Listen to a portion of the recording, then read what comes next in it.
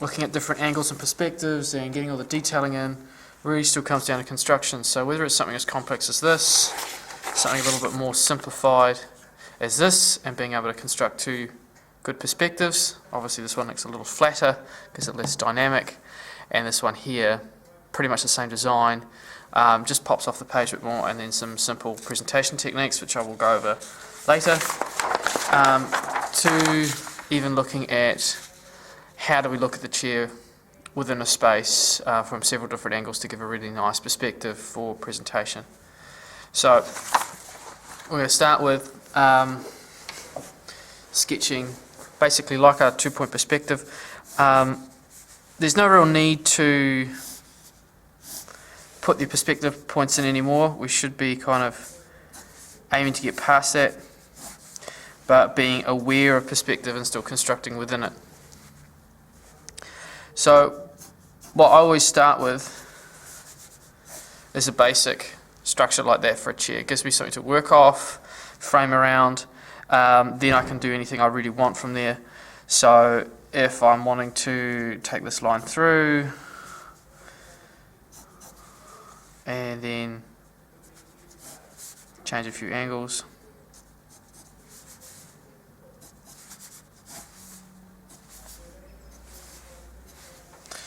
then from there I can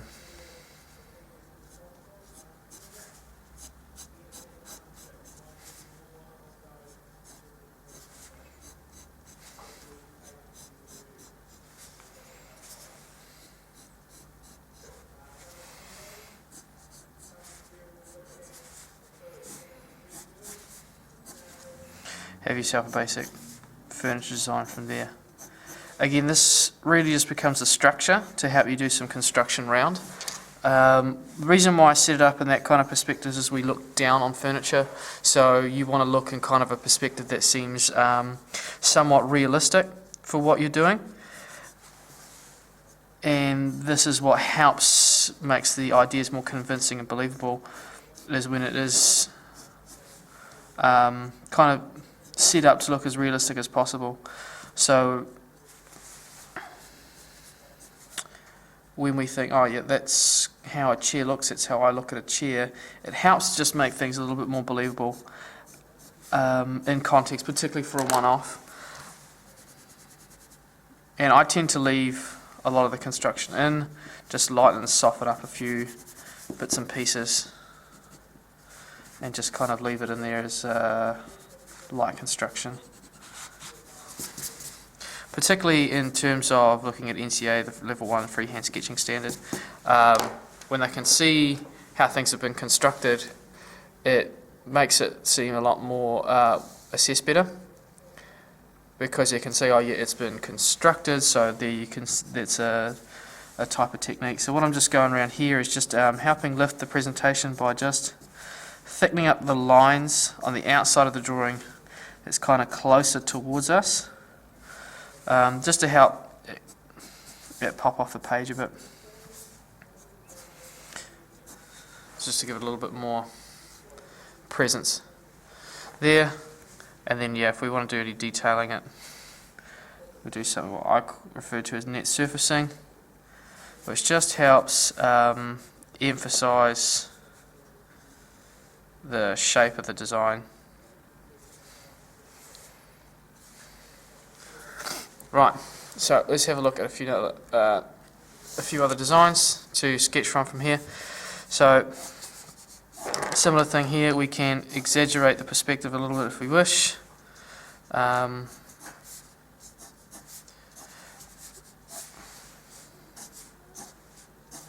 So from there, I'm gonna go with more of a traditional dining chair that I will kind of tweak and modify as I go. So there I can see where all the leg length should end up. That's a bit better. Right, this is looking too wide, so I'll just need to skinny this down a bit. So from there, we can have our base pad. We'll just keep some fairly traditional legs, because as good as conceptual furniture is, it's nice to actually look at something that doesn't seem too kind of far out there for once. say that we can actually design something normal and have it look like a traditional chair. Then we can add our own bits and pieces of creativity into it afterwards, because not everyone's going to want a design that's quite far-fetched and too original for people to kind of, I guess, feel comfortable with.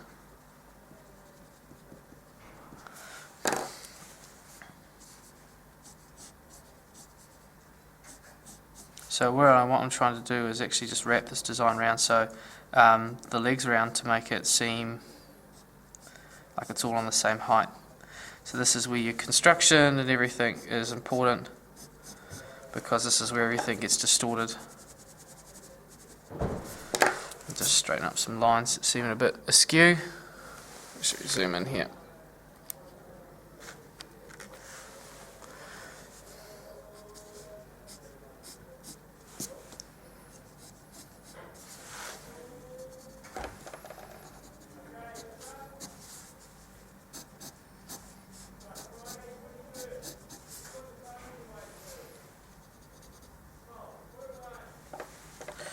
Right, so see this go there, there's the back line, there's the front line, there'll be the underside.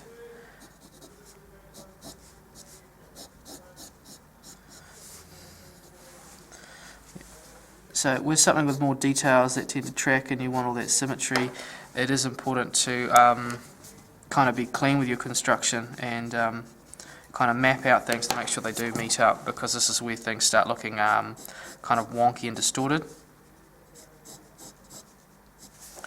So this is where it seems like a bit of a waste of time to do all the construction, and it seems like, well, if I'm good at sketching I shouldn't need to. If you're good at sketching, just means you can be quicker with the construction, because the idea of sketching is to communicate our designs quickly and efficiently. So is there any reason why we shouldn't use it if it speeds up the process and gives a good result? The answer is really no.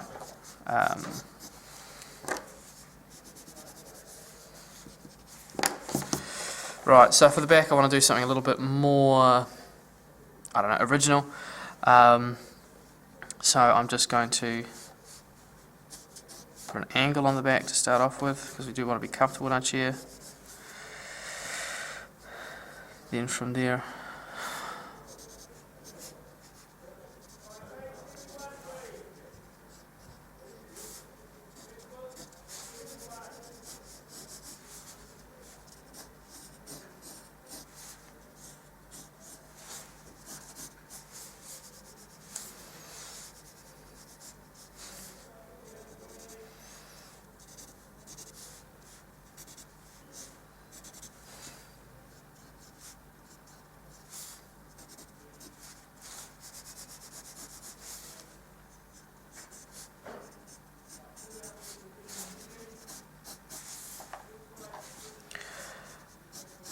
again, all these designs are kind of just off the top of my head. None of these are pre-planned and pre-designed.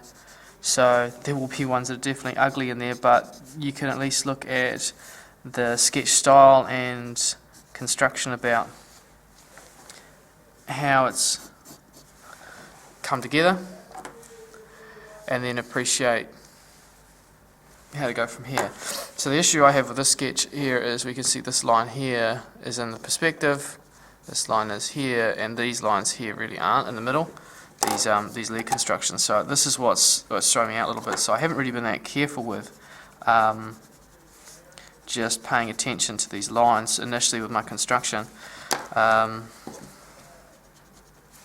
So what I need to do is just actually pick the top line and then make sure it seems like it's going in perspective just that bit better. Doesn't have to be out by much to start making the drawing look a little bit off, particularly when everything else has been constructed quite well. So that there tidies that up.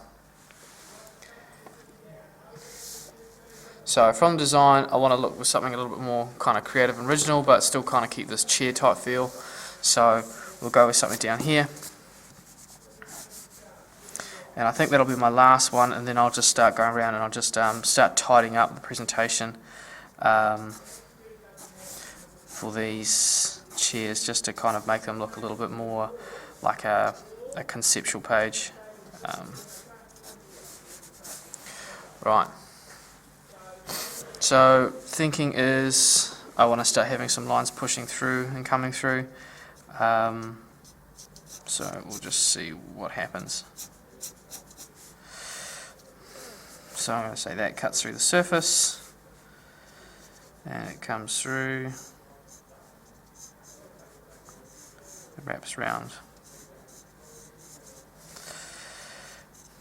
then becomes part of the surface again. So let's thicken this up.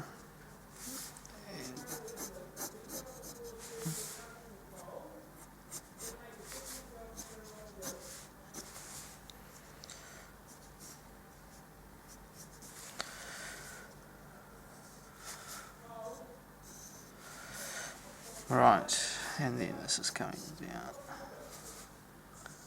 and up. So what I'm having to do is put a few of these kind of construction lines in here just to help communicate the what the actual shape looks like. And then I think I'm just going to put a kind of a top on the design here for it to cut through.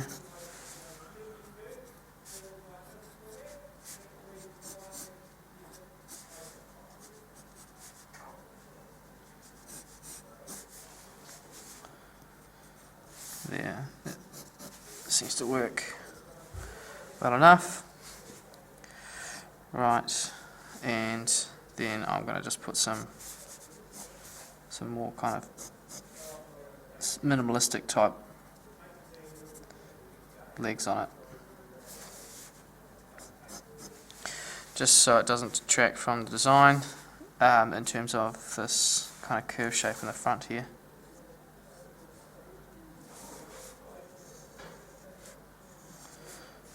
Right, so let's start lifting the lines a bit just to give it a bit more dynamic.